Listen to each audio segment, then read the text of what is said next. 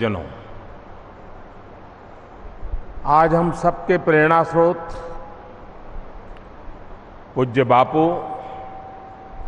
और लाल बहादुर शास्त्री जी की जन्म जयंती है।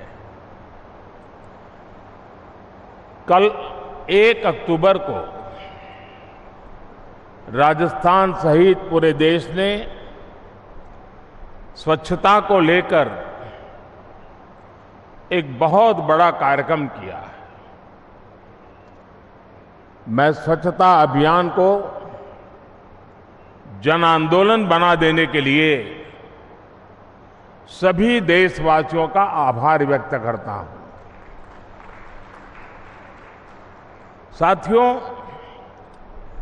पूज्य बापू स्वच्छता, स्वावलंबन और सर्वस्पर्शी विकास के बहुत आग्रही थे। बीते 9 वर्षों में बापू के इन्हीं मूल्यों को देश ने बहुत अधिक विस्तार दिया है। आज चित्तौड़गढ़ में 7,200 करोड़ रुपए के जिन प्रोजेक्ट का शुभारंभ हुआ है, उसमें भी इसका प्रतिबिंब है। साथियों, गैस बेस्ड इकोनॉमी का आधार मजबूत करने के लिए देश में गैस पाइपलाइन नेटवर्क बिछाने का अभूतपूर्व अभियान चल रहा है। महसाना से भटिंडा तक की गैस पाइपलाइन बिछाई जा रही है। इस पाइपलाइन से पाली हनुमानगढ़ सेक्शन का आज लोकार्पण किया गया है। इससे राजस्थान में इंडस्ट्री का विस्तार होगा, हजारों नए रोजगार बनेंगे। इससे बहनों के किचन में पाइप से सस्ती गैस पहुंचाने का हमारा अभियान भी तेज होगा। साथियों, आज यहां रेलवे और सड़क से जुड़े महत्वपूर्ण प्रोजेक्ट का लोकार्पण भी हुआ है। इन सारी सुविधाओं से मेवाड़ की जनता का जीवन आसान होगा, यहां रोजगार के नए अवसर बनेंगे। ट्रिपल आईटी का नया कैंपस बनने से एजुकेशन हब के रूप में कोटा की पहचान और सशक्त होगी।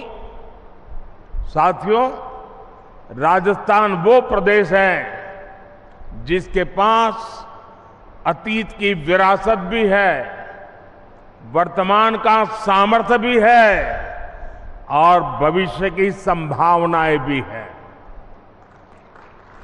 राजस्थान की ये त्रिशक्ति देश का सामर्थ्य भी बढ़ाती है। अभी यहां नाथद्वारा टूरिस्ट इंटरप्रिटेशन एवं कल्चरल सेंटर का लोकार्पण हुआ है। ये जयपुर में गोविंद देव जी मंदिर, सीकर में खाटू श्याम मंदिर और राजसमंद में नाथद्वारा के पर्यटन सर्किट का हिस्सा है।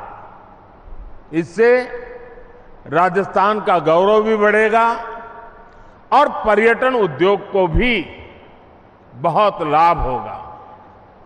साथियों, चित्तौड़गढ़ के पास भगवान कृष्ण को समर्पित सांवलिया सेठ मंदिर भी हम सभी की आस्था का केंद्र है। हर साल यहां लाखों श्रद्धालु सांवलिया सेठ जी के दर्शन के लिए आते हैं। व्यापारियों के बीच भी इस मंदिर का विशेष महत्व है। भारत सरकार ने स्वदेश दर्शन योजना के तहत सांवलिया जी के मंदिर में आधुनिक सुविधाओं को जोड़ने का काम किया है। करोड़ों रुपए खर्च करके यहां water laser show, tourist facility centre, amphitheatre, cafeteria जैसी अनेक सुविधाएं बनाई गई है। मुझे विश्वास है कि इससे सांवलिया सेठ के भक्तों की सहूलियत और बढ़ेगी। साथियों, राजस्थान का विकास भारत सरकार के लिए बहुत बड़ी प्राथमिकता है।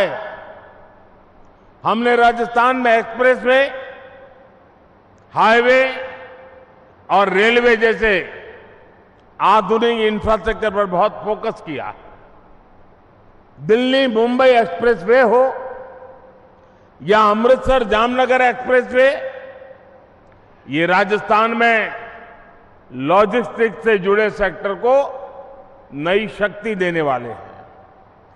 अभी कुछ दिन पहले ही उदयपुर जयपुर वंदे भारत ट्रेन भी शुरू हुई है। राजस्थान भारतमाला परियोजना के सबसे बड़े लाभार्थियों से में भी एक महत्वपूर्ण राज्य है। साथियों, राजस्थान का इतिहास हमें सिखाता है कि हमें वीरता, वैभव और विकास को एक साथ लेकर आगे बढ़ना चाहिए। आज का भारत भी इसी संकल्प को लेकर के आगे बढ़ रहा है। हम सबके प्रयास से विकसित भारत के निर्माण में जुटे हैं। जो क्षेत्र, जो वर्ग अतीत में वंचित रह गए, पिछड़े रह गए, आज उनका विकास देश की प्राथमिकता है। इसलिए बीते 5 वर्षों से देश में आकांक्षी जिला प्रोग्राम सफलता के साथ चल रहा है। मेवाड़ के, राजस्थान के भी अनेक जिलों का इस अभियान के तहत विकास किया जा रहा है। अब तो केंद्र सरकार इस कार्यक्रम को एक कदम आगे लेकर चली गई है। अब हम आकांक्षी ब्लॉक्स की पहचान कर उनके तेज विकास पर फोकस कर रहे हैं। आने वाले समय में इस अभियान के तहत राजस्थान के भी अनेक ब्लॉक्स का विकास किया जाएगा। वंचितों को वरीयता, इस संकल्प को लेकर के केंद्र सरकार ने वाइब्रेंट विलेज प्रोग्राम भी शुरू किया है। जिन सीमावर्ती गांवों को इतने सालों तक हमने आखिरी गांव माना जाता था, अब हम उन्हें पहला गांव मानकर विकास कर रहे हैं। इसका बहुत अधिक लाभ राजस्थान के दर्जनों सीमावर्ती गांवों को मिलना तय है। मैं ऐसे ही विषयों पर अब से कुछ मिनट बाद और विस्तार से, जरा खुले मैदान में बात करने का और मजा होता है। यहां कुछ बंधनों में बंधे रहना पड़ता है, तो काफी बातें वहां करूंगा।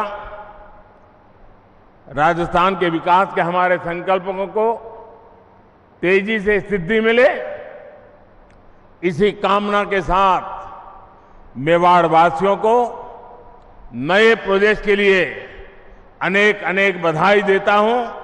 आप सबका बहुत बहुत धन्यवाद। धन्यवाद माननीय प्रधानमंत्री महोदय।